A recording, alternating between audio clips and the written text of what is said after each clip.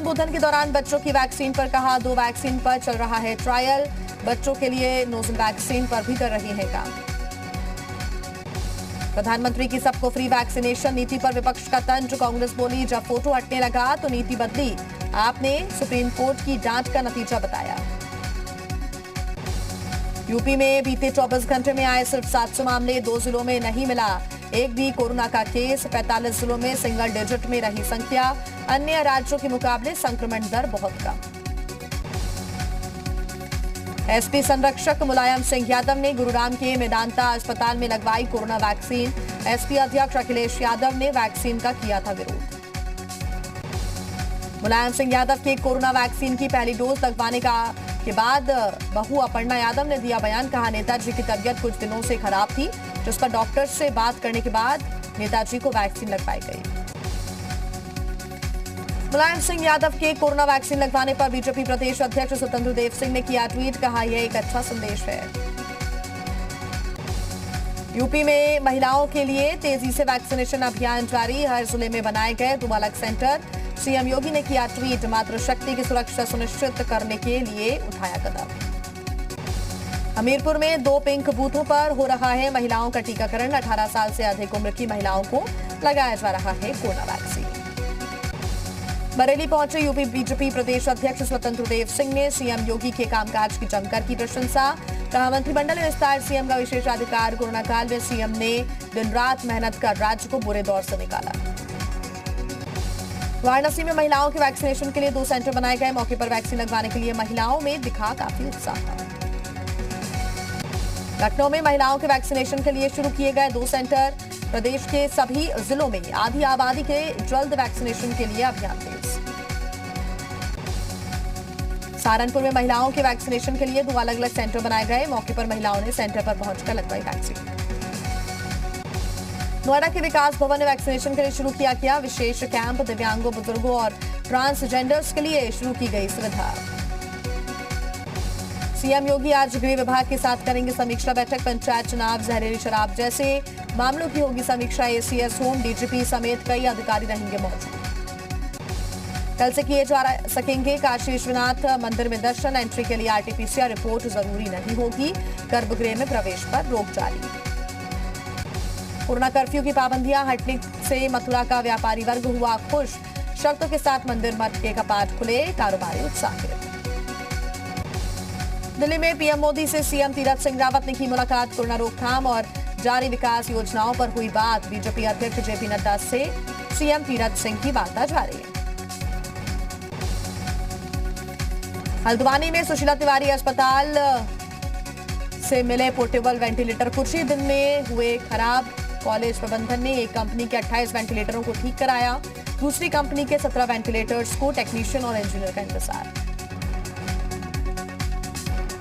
उत्तर प्रदेश के स्वास्थ्य मंत्री इस वक्त क्या कह रहे हैं, आइए सुनाते हैं आपको। शुरू हो चुकी है। आने वाले कुछ दिनों में वो 4 जिले जो हैं उसमें भी नंबर ऑफ केसेस लगातार कम हो रहा है। भारत में आज जो देश का काउंट होता है कोविड का 24 आवर्स का 61 दिनों में आज का सबसे कम रहा है। आज सिर्फ 1,0636 मामले आए हैं और जो मौतों का मामला है 2,427। तो क्या सर अभी कोविड के जो हम लोग क्या उससे बाहर निकाल रहे हैं और थर्ड वेव के किस तरीके की तैयारियाँ हैं? जो भी अभी आप देख रहे हैं जो आंकड़े आ रहे हैं, ये 24 अप्रैल को हमारा जो हाईएस्ट था 38,000 केसेस प्रतिदिन का, तब से लेके हमारा एक डाउनवर्ड ट्रेंड हुआ है और इधर बहुत तेज़ी से हमारा डाउनवर्ड ट्रेंड हुआ है, जिसमें आज आप देख भी रहे हैं कि लगभग 700 कुछ केसेस हमारे प्रतिदिन आ रहे हैं। और जो फार्मूला हम लोग ने बनाया था कि आंशिक कोरोना कर्फ्यू जहाँ जहाँ लगा था उसको समाप्त करते हुए 600 के ऊपर की जो संख्या आती है वो डिस्ट्रिक्ट्स को हम जारी रखेंगे, बाकी को उनके नीचे वाले हो गया। तो जैसे आपने देखा भी होगा कि 3 या 4 डिस्ट्रिक्ट बाकी रह गए और हम उम्मीद करते हैं कि अगले 2-3 दिन के अंदर ये भी काफ़ी नीचे तक आ जाएंगे। तो ये एक हम लोग का खुद का एक वर्किंग फार्मूला बनाया गया था, एक प्रबंधन कार्य बनाया गया था। मुख्यमंत्री जी के निर्देशन में, उनके मार्गदर्शन में एक अच्छा कार्य सभी जिला प्रशासन और स्वास्थ्य सेवाओं ने मिल के इसको बहुत अच्छी तरह से हम लोग ने कंट्रोल किया, नियंत्रण में लाया है और आज उसका फ़ायदा भी हम लोग को हो रहा है कि धीरे धीरे करके हम लोग आंशिक कोरोना कर्फ्यू समाप्त कर रहे हैं, जिसमें सामान्य गतिविधि मार्केट के या आम जनजीवन इतना नॉर्मल तरीक़ा से चले, ये हम लोग इसमें लगे भी हैं। सर करी है कि जो भी डॉक्टर्स काम कर रहे हैं जिस जिस भी स्टेट में, उनकी हर तरीके से मदद हो और उनको एक मिनिमम उनका जो उनका वेतन है और सिक्योरिटी, क्योंकि अभी कई जगह से इंसिडेंट, कई स्टेट से कि डॉक्टर्स के ऊपर हमला हुआ, जो तो उन्होंने कहा है कि ऑप्टिमम मिलेयू की बात करी है कि जितने भी मेडिकल प्रोफेशनल्स काम कर रहे हैं वो बिना डर के काम कर सकें हर राज्य में। उत्तर प्रदेश में इस तरह का कोई समस्या नहीं है जहां डॉक्टर को पूर्ण रूप से हम लोग सुरक्षा देते हैं। और आपको ये भी याद होगा कि 2020 में उस समय किसी एक गांव में हमारे मेडिकल स्टाफ गए थे, उनके साथ अभद्रता हुआ था। तब से सख्ती करने के बाद आदरणीय मुख्यमंत्री के द्वारा जो सख्ती कराई गई। तो उत्तर प्रदेश में कोरोना और साथ ही लॉकडाउन यानी कि कोरोना कर्फ्यू के बारे में जानकारी दे रहे थे उत्तर प्रदेश के स्वास्थ्य मंत्री जयप्रताप सिंह। आइए आगे बढ़ते हैं, एक बार फिर रुख करेंगे सुपरफास्ट खबरों का।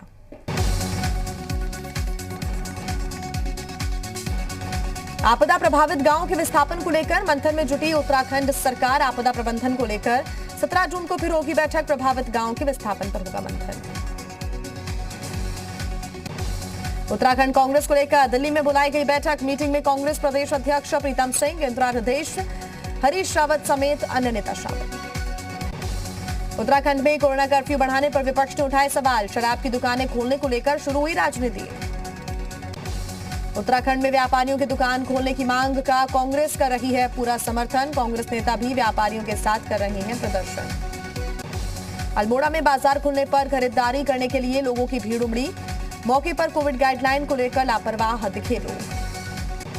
हल्द्वानी में व्यापारियों ने बाजार खोलने के लिए किया प्रदर्शन। मंदिर में न्याय के लिए लगाई अर्जी। उत्तराखंड के मंगलौर से कांग्रेस विधायक काजी निजामुद्दीन के आवास पर पहुंचे पूर्व मुख्यमंत्री त्रिवेंद्र सिंह रावत। विधायक को उनकी माता के देहांत पर दुख व्यक्त कर दी सांत्वना। बांदा जेल की सुरक्षा में लगी सेंध। लूट और डकैती का आरोपी जेल से हुआ फरार। कई घंटे की तलाशी के बाद भी नहीं मिला बंदी। माफिया मुख्तार भी इसी जेल में है बंद। अलीगढ़ शराब कांड में मुख्य आरोपी पर शिकंजा। प्रशासन ने ढाया अनिल चौधरी का कोल्ड स्टोर। पिंजरी में किया गया था अवैध निर्माण। शाहजहांपुर में एक ही परिवार के 4 लोगों ने फांसी लगाकर की आत्महत्या। आत्महत्या की वजह आर्थिक तंगी और कर्ज बताया जा रहा है। बुलंदशहर में प्रॉपर्टी के विवाद में 2 पक्षों में जमकर हुई मारपीट। इस दौरान फायरिंग भी हुई। मारपीट में करीब 6 लोग घायल। बुलंदशहर में दुकान मालिक और किराएदार के बीच जमकर हुई मारपीट। दोनों पक्षों की तरफ से जमकर चले लाठी डंडे। करीब आधा दर्जन लोग हुए घायल। ललितपुर में दलित परिवार के साथ मारपीट का मामला है सामने। राम राम नहीं कहने पर दलित परिवार को बंधक बनाकर पीटा गया। पुलिस ने घायलों का मेडिकल के बाद मुकदमा दर्ज कराने की बात कही है। कौशाम्बी में मारपीट का वीडियो जमकर हो रहा है वायरल। पुलिस ने मामले में 3 लोगों को गिरफ्तार किया। पुराने रंजिश के चलते किया गया हमला। मिर्जापुर में गुंडागर्दी का एक वीडियो वायरल हो रहा है। बदमाशों ने दुकान में नौकर के साथ गाली गलौज कर उसे डराया धमकाया। मामले की जांच में पुलिस जुटी हुई है। उधम सिंह नगर में 6 साल की बेटी के अंग्रेजी नहीं पढ़ पाने पर सौतेले पिता ने उसकी पीठ पर पेन घोंपकर किया जख्मी। पुलिस ने आरोपी पिता के खिलाफ केस दर्ज किया। एटा के जैतरा थाना क्षेत्र में एक किसान ने सूदखोर से परेशान होकर आत्महत्या कर ली। मामले में मृतक किसान की पत्नी ने रिपोर्ट दर्ज कराई। संभल में घुटने के दर्द के इलाज में लापरवाही पर जिला उपभोक्ता अदालत ने सुनाया बड़ा फैसला। कोर्ट ने नर्सिंग होम संचालक को 4.5 लाख का मुआवजा देने का आदेश दिया। इंजेक्शन से पूरे शरीर में फैला था इन्फेक्शन। शाहजहांपुर में पुलिस ने एक चोर गैंग का खुलासा कर दिया है।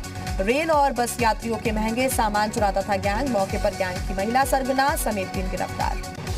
कासगंज में पुलिस ने एक शख्स के हत्याकांड का खुलासा किया। पत्नी ने ही की थी पति की हत्या। पुलिस ने आरोपी महिला को गिरफ्तार किया।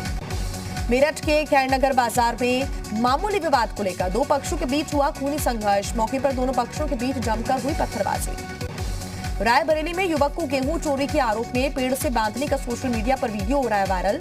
मामले में आरोपियों के खिलाफ केस दर्ज। बाराबंकी में पुलिस ने कमीशन लेकर 300 से ज्यादा शादियां कराने वाले ससुर को गिरफ्तार कर लिया है। मामले में अन्य 8 आरोपी गिरफ्तार। नोएडा में पुलिस ने एक गांजा तस्कर को गिरफ्तार किया। कब्जे से 550 ग्राम गांजा बरामद। चंपारण बिहार का रहने वाला है तस्कर। नोएडा में पुलिस ने 3 शराब तस्करों को गिरफ्तार किया। कब्जे से 128 शीशी देसी शराब बरामद।